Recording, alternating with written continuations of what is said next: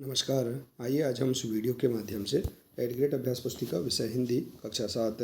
देखिए, इस प्रकार से कक्षा 7 के लिए हमें विषय हिंदी की एड ग्रेड अभ्यास पुस्तिका हमें प्रदान की गई है। आप देख सकते हैं यह न्यू एड ग्रेड अभ्यास पुस्तिका है। इसमें आप देखेंगे विषय सूची दी गई है। विषय सूची में हम देखेंगे पाठ 1 से लेकर पाठ 25 तक सभी पाठ दिए गए हैं। इन सभी पाठों का संपूर्ण हल हम इस चैनल के माध्यम से आसानी से कंप्लीट करेंगे। तो आइए देखते हैं पाठ 3 मेरी वसीयत।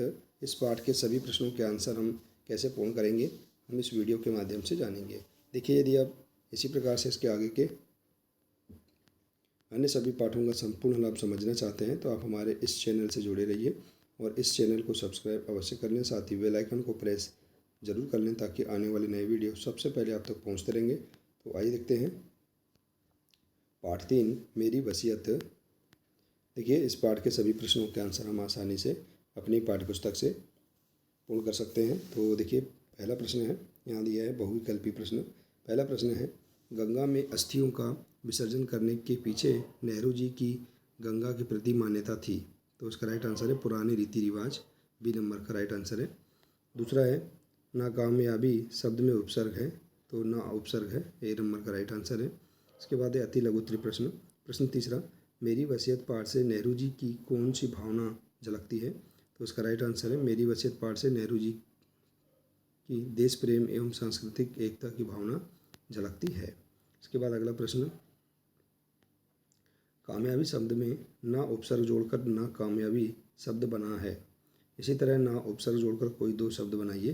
तो ना धन समझ बराबर ना समझ और ना धन मुमकिन बराबर नामुमकिन। इसके बाद है प्रश्न पाँचवा, किसके बदले में कुछ भी दे पाना मुमकिन नहीं है, पाठ के आधार पर बताइए। तो प्रेम के बदले में कुछ भी दे पाना मुमकिन नहीं है। इसके बाद है वी उपसर्ग जोड़कर कोई दो शब्द बनाइए। तो वी से वी धन नम्र बराबर विनम्र और वी धन शेषण बराबर विशेषण। इसके बाद है लघु उत्तरीय प्रश्न। प्रश्न 7, नेहरू जी मरने के बाद कोई धार्मिक रस्म अदा नहीं करना चाहते थे, क्यों।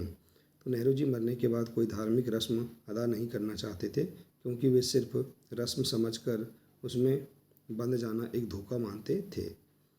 अगला प्रश्न, नेहरू जी ने अपनी वसीयत में मरने के बाद भस्म को कहाँ डाल देने की इच्छा व्यक्त की थी। तो नेहरू जी ने अपनी वसीयत में मरने के बाद भस्म में से मुट्ठी भर गंगा में डालने तथा शेष हिस्से को भारत के उन खेतों में बिखेर देने की इच्छा व्यक्त की थी जहाँ किसान जी तोड़ मेहनत से अन्न उपजाते हैं। इसके बाद देखिए अगला, अपने ज़िले की किसी भी नदी की विशेषता पर 3 वाक्य लिखिए। तो देखिए, हमारे ज़िले की नदी पूर्व से पश्चिम की ओर बहती है, हमारे ज़िले की नदी स्वच्छ नदी है और हमारे ज़िले की नदियों से सिंचाई होती है।